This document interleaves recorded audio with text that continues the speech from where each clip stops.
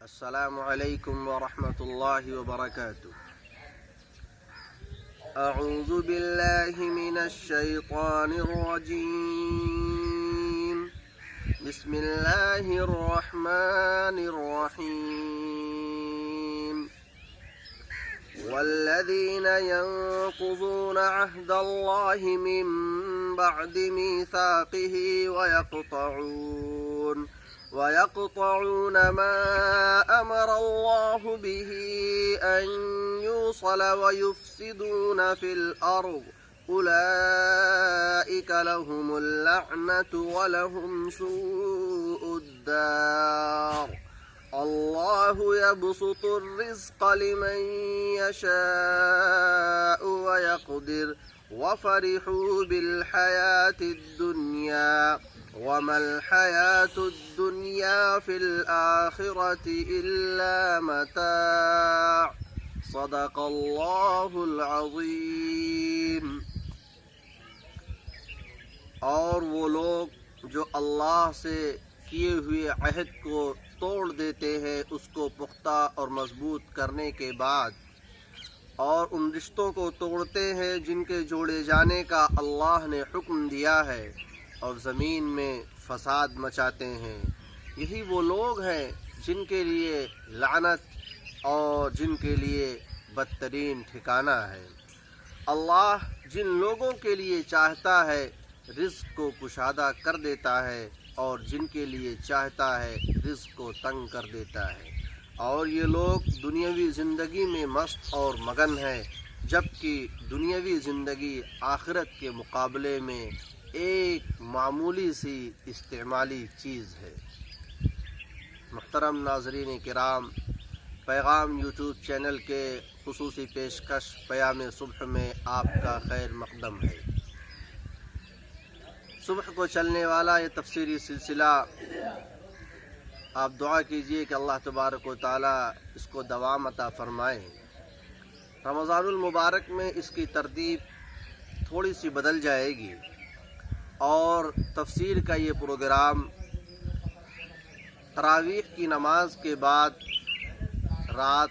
10 بجے انشاءاللہ تعالی پیش کیا جائے گا، آج کی تراویح کے عنوان سے، جس میں روزانہ ایک سوا پارہ قرآن کریم جو عام طور پہ مسجدوں میں ایک رات میں تراویح کے اندر پڑھا جاتا ہے، خلاصہ اس کا خلاصہ پیش کرنے کی کوشش کی جائے گی. دعا کیجئے کہ اللہ تعالی اس سلسلے کو آسان فرمائے اور قبول فرمائے. ناظرین،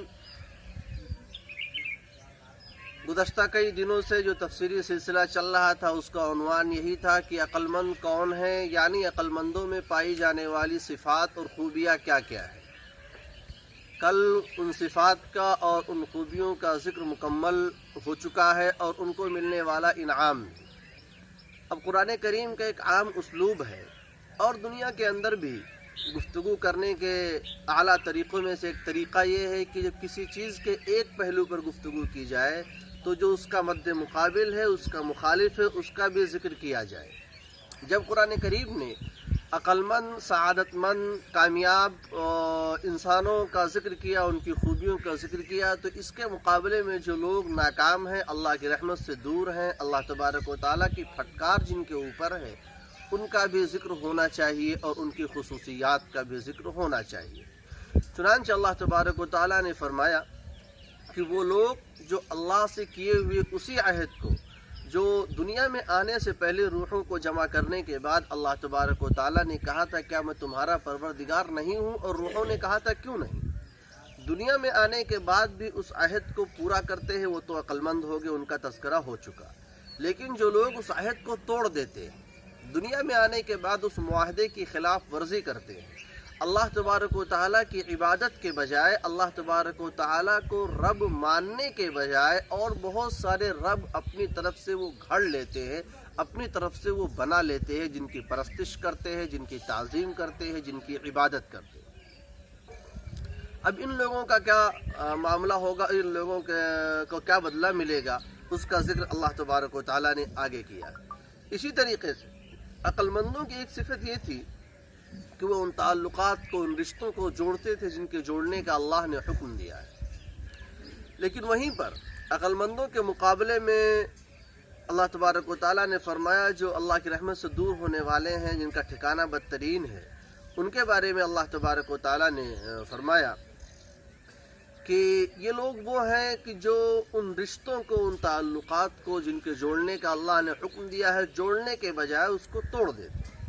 اس کو ختم کر دیتے، اس کو مضبوط نہیں کرتے، اس کو کمزور کرتے ہیں، لڑنے اور لڑانے کی کوشش کرتے رہتے ہیں. یہ اس کو قطع رحمی بولا جاتا ہے اردو میں. اللہ تبارک و تعالیٰ نے سورہ محمد آیت نمبر 22 میں ایک آیت ذکر کی ہے کچھ ایسے لوگوں کے بارے میں جن کا ایمان پختہ نہیں، جو حقیقت اسلام سے ناواقف ہے، اس کے راز سے ناواقف ہیں. اللہ تبارک و تعالیٰ فرماتے ہیں کہ یہ ایسے لوگ ہیں کہ اگر ان کو روئے زمین کے اوپر اقتدار مل جائے، تھوڑا پاور مل جائے، تھوڑی طاقت اور تھوڑا ان کا بس چلنے لگے دوسروں کے اوپر، تو یہ بجائے اس کے کہ انسانیت کو عام کریں گے، بجائے اس کے کہ وہ دوستی کو عام کریں گے، محبت کو عام کریں گے، بجائے اس کے کہ یہ لوگوں کو جوڑنے کی باتیں کریں گے، قرآن کریم نے یہ کہا ہے کہ یہ زمین کے اندر فساد مچائیں گے. وَتُقَطِّعُوا أَرْحَامَكُمْ قرآن کریم نے مخاطب کیا ایسے لوگ، کہا کہ اگر تمہیں طاقت مل جائے، اقتدار مل جائے تو تم زمین میں فساد مچاؤ گے، بجائے عدل اور انصاف کرنے کے، بجائے صاحب حق کو حق پہنچانے کے، تم زمین کے اندر فساد برپا کرو گے اور اپنے ہی رشتوں کو توڑ دو گے، ختم کر دو گے. اور ایسا بہت ہوتا ہے کہ جب انسان کسی اونچی جگہ پر پہنچ جاتا ہے تو پاور میں آ جاتا ہے تو عام طور پہ اپنے رشتہ داروں کو بھول جاتا ہے، رشتہ داروں سے قطع تعلق ہو جاتا ہے، ان کی خبرگیری نہیں کرتا، ان کے حقوق ادا کرنے میں کوتاہی کرتا ہے. تو قرآن کریم نے کہا کہ جو لوگ اللہ کی طرف سے جن رشتوں کو جوڑنے کا حکم دیا ہے، اللہ تبارک و تعالیٰ نے ان رشتوں کو جوڑنے کے بجائے ان کو توڑتے ہیں. وَيُفْسِدُونَ فِي الْأَرْضِ اور زمین کے اندر فساد مچاتے ہیں، زمین کے اندر بگاڑ پیدا کرتے ہیں. اب بگاڑ کیا ہے؟ ہر وہ طریقہ زمین کے اندر فساد اور بگاڑ ہے جو اللہ اور اس کے رسول صلی اللہ علیہ وسلم کے بتائے ہوئے پاکیزہ اور سیدھے راستے کے خلاف ہے. چاہے اس کا تعلق ایمانیات سے ہو، اس کا تعلق عبادات سے ہو، اس کا تعلق معاملات سے ہو، معاشرت سے ہو، سیاسیات سے ہو، اخلاقیات سے ہو، سماجیات سے ہو، کسی بھی شعبہ حیات سے اس کا تعلق ہو، اگر اللہ اور اس کے رسول کے بتائے ہوئے خطوط اور نقوش کے خلاف ہے تو فساد فی الارض میں شامل ہے. اسی بات کو مفسرین نے دو لفظ کے اندر بیان کیا، وَيُفْسِدُونَ فِي الْأَرْضِ بِالْكُفْرِ وَالْمَعَاصِي. جلالین کے اندر دو لفظ کے اندر اس کی تشریح کی گئی ہے، بالکفر والمعاصی، کی زمین کے اندر فساد مچاتے ہیں، ایک تو کفر کر کے، دوسرے اللہ تبارک و تعالیٰ کی نافرمانی کر کے. تو فساد فی الارض کی بہت ساری شکلیں ہیں، البتہ اس کی نمایاں شکل یہ ہے کہ آدمی روئے زمین پر انسانوں کے اوپر ظلم کرے، روئے زمین پر بسنے والے انسانوں کو ان کے جائز حقوق سے محروم کرے اور ان کے اوپر تشدد کرے، ناروا ان کے ساتھ سلوک کرے. یہ ایک بدترین قسم فساد کی یہ بھی ہے. بنی اسرائیل کی جو خرابیاں تھیں، ان خرابیوں میں ایک خرابی فساد فی الارض بھی ہے. تو یہ ایک ایسی تباہی ہے جس کی وجہ سے کوئی بھی قوم اپنے آپ کو کتنا ہی کہے کہ میں ترقی یافتہ ہوں، وہ حقیقت میں ترقی یافتہ نہیں ہے اگر ان کے یہاں فساد فی الارض ہے، اگر وہ زمین کے اندر زمین میں بسنے والوں کو چین سے نہیں رہنے دیتے. تو قطع رحم کو، فساد فی الارض کو ایک ساتھ بیان کیا، اس لیے کہ قطع رحم بھی فساد فی الارض ہے، رشتوں کو توڑنا بھی فساد فی الارض ہے. اور بعض لوگ تو باقاعدہ رشتوں کو توڑنے میں اور دو لوگوں کے درمیان دشمنی پیدا کرنے بڑے ماہر اور فنکار ہوتے ہیں، اپنے آپ کو سمجھتے ہیں، اور عام طور پہ کسی کے درمیان آگ لگا دی اور چلے گئے. اللہ کے رسول صلی اللہ علیہ وسلم نے فرمایا، بخاری و مسلم کی روایت ہے کہ لا يدخل الجنت قاطع، کہ قطع رحمی کرنے والا، رشتوں کو توڑنے والا، رشتوں کے درمیان فساد پیدا کرنے والا، رشتے کو ختم کرنے والا، رشتہ داروں کے صحیح جو ان کے جائز حقوق ہیں ان حقوق کو ادا نہ کرنے والا، اول وہلے میں، پہلے مرحلے میں تمام تر نیکیوں کے باوجود بھی، ایمان کے باوجود بھی جنت میں نہیں داخل ہوگا. اپنے اعمال کی، اپنے اس کرتوت کی سزا وہ بھگتے گا، اس کے بعد ہی وہ جنت میں داخل ہوگا. ابو داؤد و ترمذی کی روایت ہے، اللہ کے رسول صلی اللہ علیہ وسلم نے اور ایک وعید سنائی ہے، اور یہ ایک آپ آج اس حدیث کو سننے کے بعد تجربہ کیجئے گا، اپنی نگاہوں کو چاہیے کہ ہم اور آپ دوڑائیں اپنے اغل بغل کی یہ حدیث کہاں تک صحیح ہے،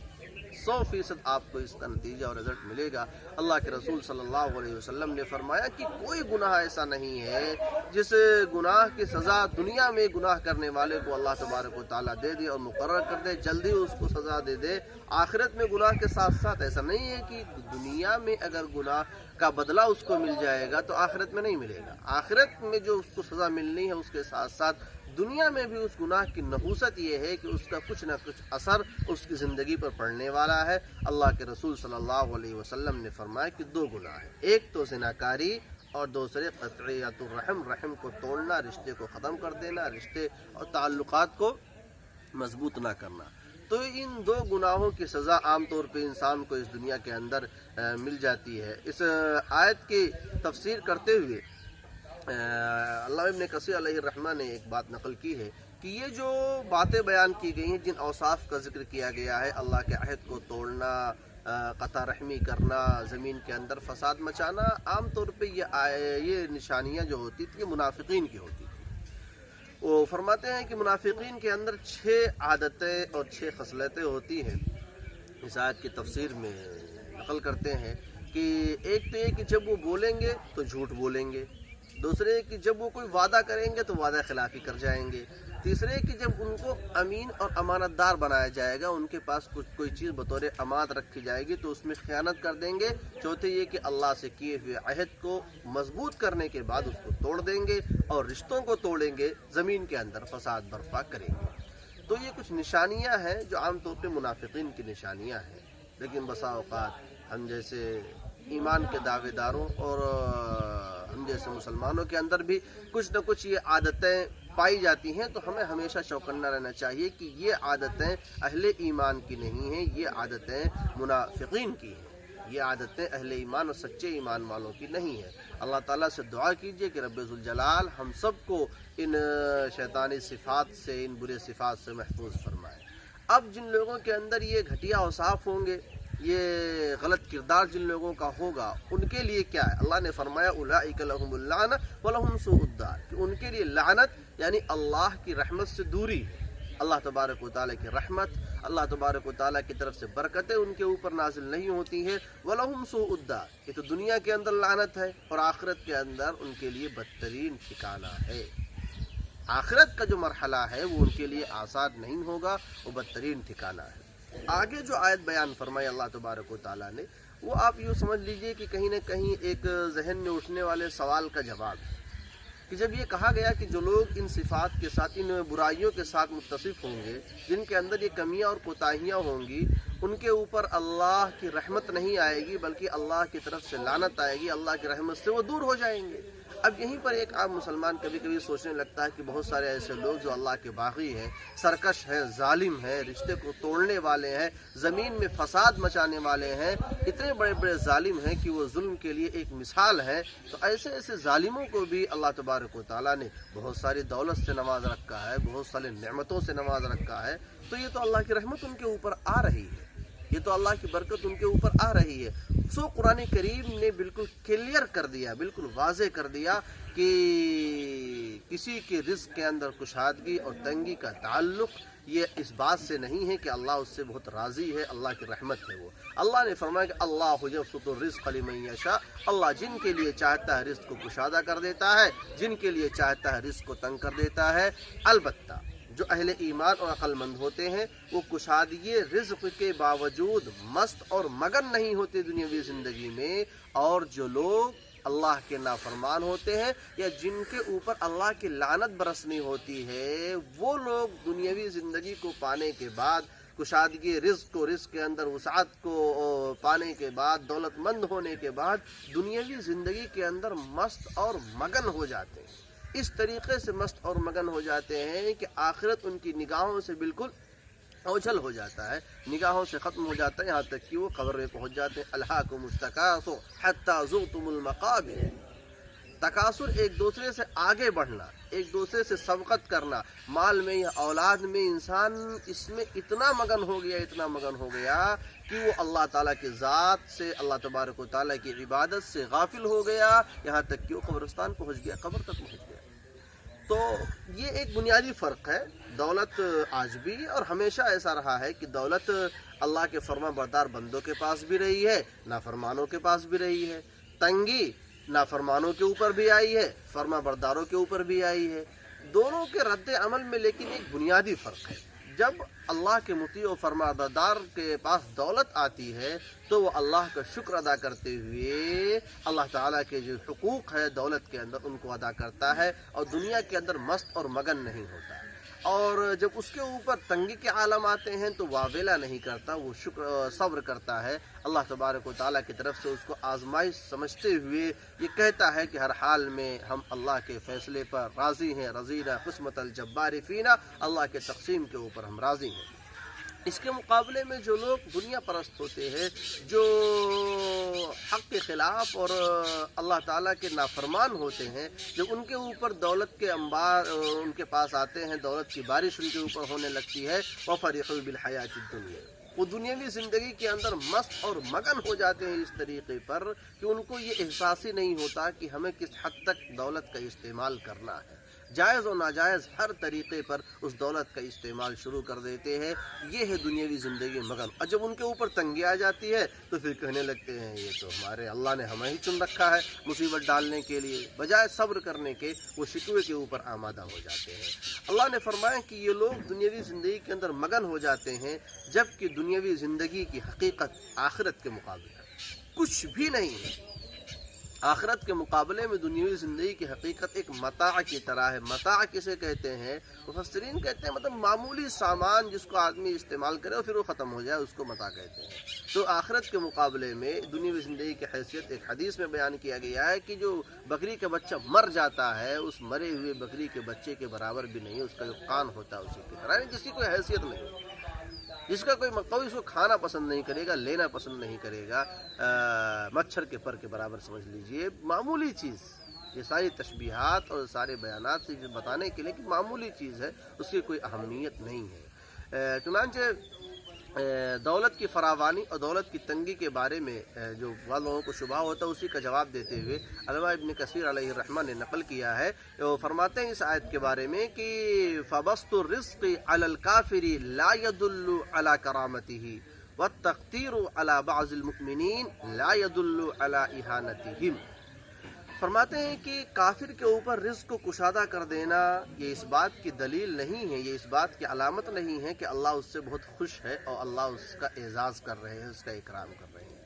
और बाज़ मोमिनीन के ऊपर रिज़्क़ को तंग कर देना ये इस बात की दलालत भी नहीं है कि अल्लाह तबारक व तआला उनकी तौहीन और इहानत कर रहे हैं। यानी तंगी रिज़्क़ और कुशादी रिज़्क़ का ताल्लुक़ ही अल्लाह ताला के अपने एक तकवीनी निज़ाम का हिस्सा है जो तकरीबन हर इंसान के फ़हम और उसके जहन से परे है। बड़े बड़े अक्लमंद को आप देखेंगे, जीनियस माहिरीन को, कि वो रिज़्क़ और असबाब रिज़्क़ में बिल्कुल परेशान है, और कितने ही अंगूठा छाप, अंगूठा टेक, जाहिल, बात करने का भी सलीक़ा नहीं, लेकिन उसके बावजूद भी उनके पास दौलत की रेल पैल है, दौलत की बारिश हो रही है।